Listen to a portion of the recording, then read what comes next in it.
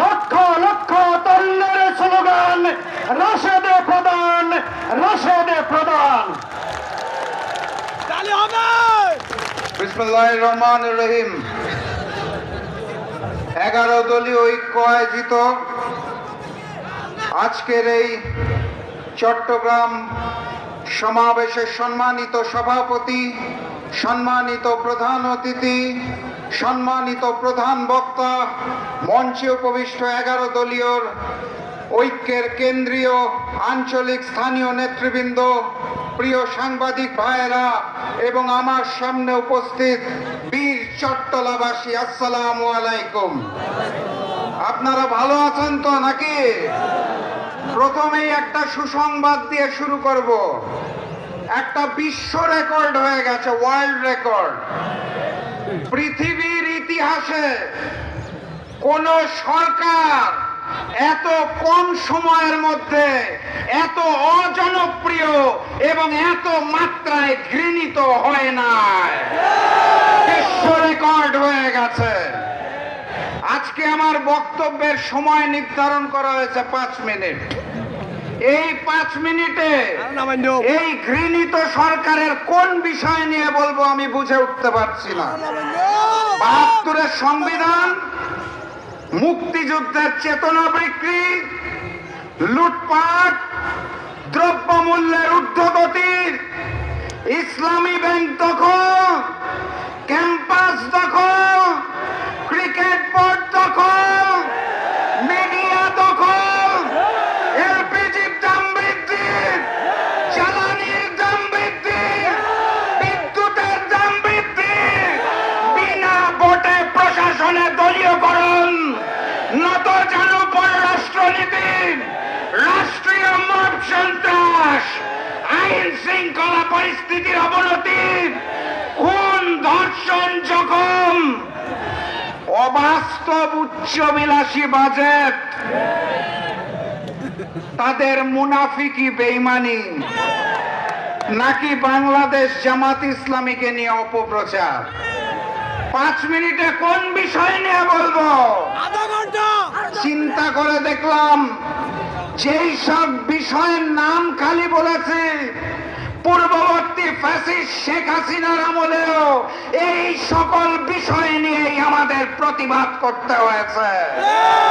অতএব সেই পূর্ববর্তী জালেম আওয়ামী লীগের জায়গা নতুন জালেম বিএনপি নিয়ে নিয়েছে।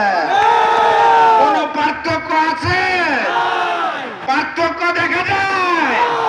একটা পার্থক্য আছে। আওয়ামী লীগের ছিল বঙ্গবন্ধু, বিএনপি রয়েছে কার্ড বন্ধু। তারা কথায় কথায় খালি কার্ডের ঘোষণা দেয়। মনে রাখবেন, ওই বঙ্গবন্ধুর বাকশাল টিকে নাই, কার্ড বন্ধুর টাকশালও টিকবে না ইনশাআল্লাহ। সংগ্রামী সাথী এবং বন্ধুগণ, আপনাদের এই চট্টগ্রাম বিভাগে একজন বড় নেতা আছে। শিলংয়ে দীর্ঘদিন গুপ্ত ছিল, চিনেন নাকি? পবিত্র সংসদে দাঁড়িয়ে ওনার 4 গাড়ি আর 4 ড্রাইভারের হিসাব দেয়। আইন শৃঙ্খলা পরিস্থিতির হিসাব দিতে পারেন না। শিলংয়ে গুপ্ত থাকায় অবস্থায়ও তার অর্থ ফুলে ফেপে কলা গাছ হয়ে গেছে। জনগণ একদিন হিসাব নেবেন। ওনার বক্তব্য শুনে মনে হয় বাংলাদেশের স্বরাষ্ট্রমন্ত্রী নয়, ভারতের মুখ্যমন্ত্রী কথা বলছে।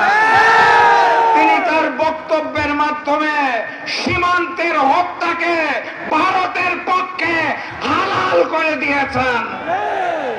সেই খুশিতে গতকালকেও সীমান্তে একটি হত্যা হয়েছে। সেই খুশিতে গতকাল ভারত থেকে নবনিযুক্ত হাই কমিশনার বাংলাদেশে পা রেখে ভারতের 140 কোটি মানুষ আর বাংলাদেশের 20 কোটি মানুষ নিয়ে 160 কোটি মানুষের নতুন মানচিত্র করতে চায়।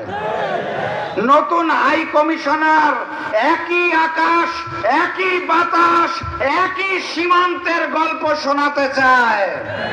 আমরা স্পষ্ট ভাষায় জানিয়ে দিতে চাই, চাই, ফ্যাসিস্ট শেখ হাসিনাকে নিয়ে ভারতের করদ রাজ্য বানানোর জন্য বাংলাদেশকে নিয়ে যে ষড়যন্ত্র করা হয়েছিল, তার ফলাফল হিসেবে শেখ হাসিনাকে দিল্লিতে পালিয়ে যেতে হয়েছে। নতুন জালেমকে নিয়ে যেই এক আকাশ এক বাতাস এক সীমান্তর স্বপ্ন দেখছেন, তারা ফ্যাসিস্ট শেখ হাসিনার মতো দিল্লিতে না পালালেও শিলং আর লন্ডনে পালিয়ে যাবে। ভারতীয় আধিপত্যবাদের সামনে মাথা নত হবে না। গণভোটের জনরায়ের আলোকে জুলাই সনদ বাস্তবায়ন হতে হবে। এটা বীর চট্টলার থেকে হুঁশিয়ারি। আন্দোলনের জন্য প্রস্তুত? নারায়ে তাকবীর! নারায়ে তাকবীর! নারায়ে তাকবীর! দেখা হবে বিজয়ে। বিজয়ের পথে যাত্রা শুরু, জীবন অথবা মৃত্যু। আসসালামু আলাইকুম।